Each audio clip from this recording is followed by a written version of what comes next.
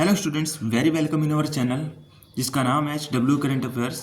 आज हम लोग पढ़ने वाले हैं 16 अप्रैल की करंट अफेयर्स। तो सभी स्टूडेंट्स से मेरी रिक्वेस्ट है कि स्टार्टिंग से एंड तक बने रहिएगा, क्योंकि मैंने जो पॉइंट्स लिए हैं वो बहुत ही सिलेक्टिव हैं और साथ में स्टैटिक जीके के, और लास्ट में हम लोग आपको रिवीजन भी कराएंगे जो कि 15 अप्रैल का होगा। तो चलते हैं अपने पहले क्वेश्चन पे। हमारा पहला क्वेश्चन है, हाल ही में डेनियल नोबोआ किस देश के राष्ट्रपति चुने गए? तो ये इक्वाडोर देश है, इसके ये राष्ट्रपति चुने गए हैं। बात करें इक्वाडोर की राजधानी की तो क्वेटो है। इसमें एक ज्वालामुखी पॉइंट है, ये बहुत ही फेमस है और कई बार एग्जाम्स में पूछा जा चुका है। तो ज्वालामुखी, यहाँ पर दो ज्वालामुखी आते हैं जिनका नाम है माउंट कोटोपैक्सी और एक चिम्बराजो। ध्यान रखिएगा, अपने नोट्स में ये पॉइंट जरूर ऐड ऑन कीजिएगा। चलते हैं अपने सेकंड क्वेश्चन पे। हमारा सेकंड क्वेश्चन है, हाल ही में ईरान तथा यूएसए के बीच पहली अप्रत्यक्ष वार्ता कहाँ हुई? तो ये मस्कट में हुई। इससे पहले भी हुई थी। यूएसए तथा ईरान में 2015 में समझौता हुआ था। इससे पहले भी एक वार्ता हुई थी, समझौता हुआ था, जो कि किस वजह पर हुआ था? परमाणु हथियार के निर्माण को रोकना, यह इसका कारण था। उसके बाद 2018 में ईरान ने एग्जिट कर दिया था। वो जो समझौता हुआ था उससे वो हट गया था। बट 2025 में फिर से हुई। तो 2025 में अप्रत्यक्ष परमाणु हथियार पर वार्ता हुई कि अब ये लोग हथियार, जो परमाणु हथियार है, ईरान नहीं बनाएगा और यूएसए और इजराइल इन पे हमला नहीं करेगा। इस बात को लेकर इनमें अप्रत्यक्ष वार्ता हुई और एक बैठक हुई। तो चलते हैं अपने थर्ड क्वेश्चन पे। हमारा तीसरा क्वेश्चन है, हाल ही में डीआरडीओ ने किस लेजर निर्देशित हथियार का सफल परीक्षण किया? तो ये MK2A। तो इस लेजर निर्देशित हथियार का सफल परीक्षण हुआ है। तो इसका काम क्या है? उच्च ऊर्जा लेजर निर्देशित हथियार है ये, ध्यान रखिएगा। बात करें डीआरडीओ की फुल फॉर्म की, तो डीआरडीओ की फुल फॉर्म है defence research and development organisation. स्थापना इसकी 1 जनवरी 1958 को हुई। हेड इसके समीर वी कामत हैं। हेडक्वार्टर इसका दिल्ली में है। फर्स्ट हेड इसके दौलत कोठारी हैं, ध्यान रखिएगा। चलते अपने नेक्स्ट क्वेश्चन पर। हमारा अगला क्वेश्चन है, हाल ही में ब्लैक बॉक्स लैब का उद्घाटन कहाँ हुआ? तो ये न्यू दिल्ली में हुआ। ब्लैक बॉक्स लैब की बात करें तो भारत की पहली लैब यह है जो कि न्यू दिल्ली में स्थापित है। उद्घाटनकर्ता की बात करें तो राम मोहन नायडू जी ने की, जो कि भारतीय उड्डयन मंत्री हैं, ध्यान रखिएगा। तो साथियों, हमारा अगला क्वेश्चन है, हाल ही में किसने सागर जिले में BR अम्बेडकर के नाम पर नया वन्य जीव अभ्यारण्य घोषित किया है? तो ये मध्य प्रदेश ने किया है। 14 अप्रैल को जयंती थी। वन्य जीव अभ्यारण्य का क्षेत्रफल की बात करें तो 259 किलोमीटर स्क्वायर है। बात करें कुल बाघ के अभ्यारण्य कितने बाघ हैं यहाँ पर? तो 58 है। 57 रातापानी मध्य प्रदेश में, 58 माधव, ये भी मध्य प्रदेश में। टाइगर स्टेट की बात करें तो टाइगर स्टेट ऑफ इंडिया किसे कहते हैं?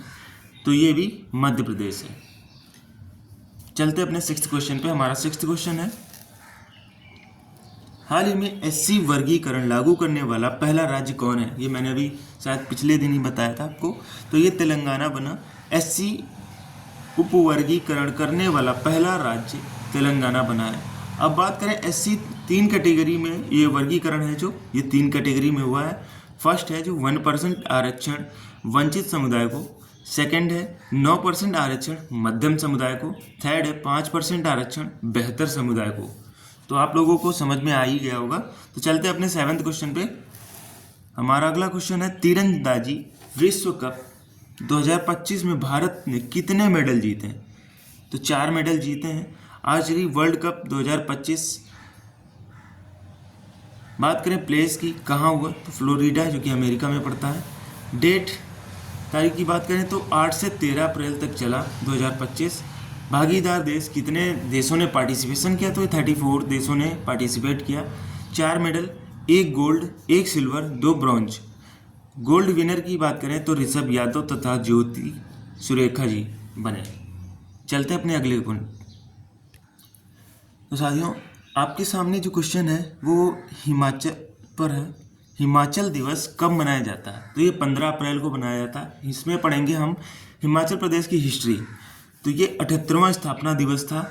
हर साल 15 अप्रैल को मनाया जाता है। हिमाचल प्रदेश कब बना था? तो ये 15 अप्रैल 1948 को बना था। कुल 30 रियासतों से मिलकर ये राज्य बना। पूर्ण राज्य का दर्जा 25 जनवरी 1971 को भारत का 18वां राज्य बन गया था। तो आई होप आपको सारी चीज़ें इस क्वेश्चन से रिलेटेड क्लियर हो गई होंगी। तो चलते हैं अपने नेक्स्ट क्वेश्चन पर। हमारा अगला क्वेश्चन है प्लेयर ऑफ द मंथ, जो कि मार्च के महीने के प्लेयर ऑफ द मंथ के लिए किसे चुना गया? तो ये श्रेयस अय्यर जी को चुना गया है। योगदान इनका क्या रहा है? तो ये चैंपियंस ट्रॉफी जीतने में इनका बेहतर योगदान रहा है। बात करें प्लेयर ऑफ द मंथ की वुमेन्स की, तो ये जॉर्जिया वॉल, जो कि ऑस्ट्रेलिया की प्लेयर है। चलते हैं अपने अगले क्वेश्चन पर। बंगाली नववर्ष मनाया गया है, किस रूप में मनाया गया है? तो ये पोइला बैसाख एक फेस्टिवल है, इसमें मनाया गया है। हर साल ये मनाया जाता है अप्रैल मंथ में। इसमें भगवान गणेश व लक्ष्मी जी की पूजा होती है, ध्यान रखिएगा। तो चलते हैं अपने रिवीजन पॉइंट पर। तो मैं बता दूं, जो बच्चे नए जुड़ रहे हैं तो हम लोग रिवीजन भी कराते हैं। जो पहले से हमारे साथ जुड़े हैं उनको पता ही होगा कि करंट के साथ साथ हम लोग पिछले दिन का रिवीजन भी कराते हैं, जिससे जो बच्चों का छूट गया हो उनका रिवाइज भी हो जाए पॉइंट। तो चलिए रिवीजन कर लेते हैं। हाल ही में T20 में 100 अर्धशतक पूर्ण करने वाले प्रथम भारतीय कौन बने? तो ये विराट कोहली बने। चलते हैं सेकंड क्वेश्चन पे। हाल ही में कुमुदनी लाखिया का निधन हो गया है। वे किस शास्त्रीय नृत्य शैली की प्रसिद्ध प्रतिपादक थीं? तो ये कथक की थी। 95 इनकी आयु थी जिसमें इनका निधन हो गया। गुजरात की रहने वाली थी। इनको कुमी बहन के नाम से भी जाना जाता था। इनको काफ़ी सारे अवार्ड्स भी मिल चुके हैं, जैसा कि आप देख सकते हैं। मैं रिवाइज करा देता हूँ। पद्म विभूषण, जो कि 2025 में रिसेंट में मिला। पद्म भूषण की बात करें तो इनको 2010 में मिला। पद्मश्री 1987 में मिला। संगीत नाटक अकादमी पुरस्कार भी उनको 1982 में मिला। कालिदास सम्मान 2002 व 2003 के बीच में मिला इनको। देखिए, मैंने पहले कल भी पढ़ाया था, अनुसूचित जातियों के आरक्षण में उपवर्गीकरण करने वाला पहला राज्य बना है तेलंगाना। मैंने आज भी इसको पढ़ाया है आपको। ये क्वेश्चन जरूर आ सकता है एग्जाम में, तो एड ऑन कर लीजिएगा। चलते अपने अगले क्वेश्चन पर। हमारा अगला क्वेश्चन है, हाल ही में 2024-25 इंडियन सुपर लीग खिताब किस टीम ने जीता है? तो ये मोहन बागान फुटबॉल क्लब ने जीता है। चलते अपने अगले क्वेश्चन पर।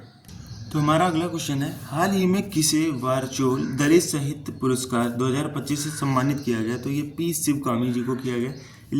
लेखक थे और सेवानिवृत्त IAS अधिकारी भी हैं।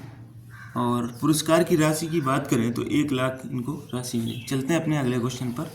हमारा अगला क्वेश्चन है, हाल ही में विश्व चगास रोग दिवस कब मनाया गया? तो ये 14 अप्रैल को मनाया गया।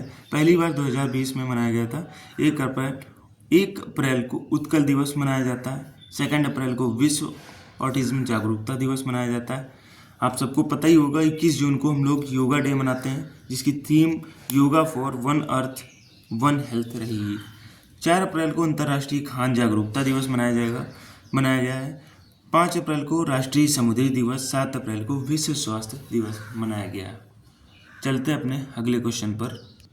हाल ही में किस अभिनेता को मकाऊ कॉमेडी फेस्टिवल 2025 से सम्मानित किया गया है? तो ये आमिर खान को किया गया।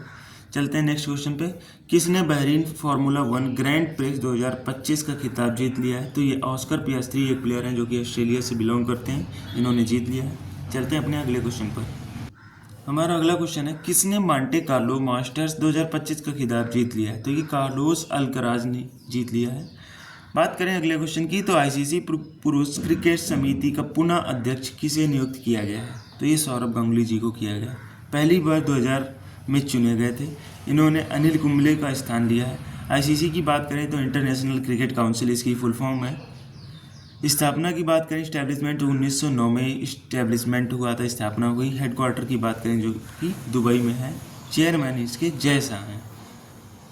तो स्टूडेंट्स, आज के लिए इतना ही।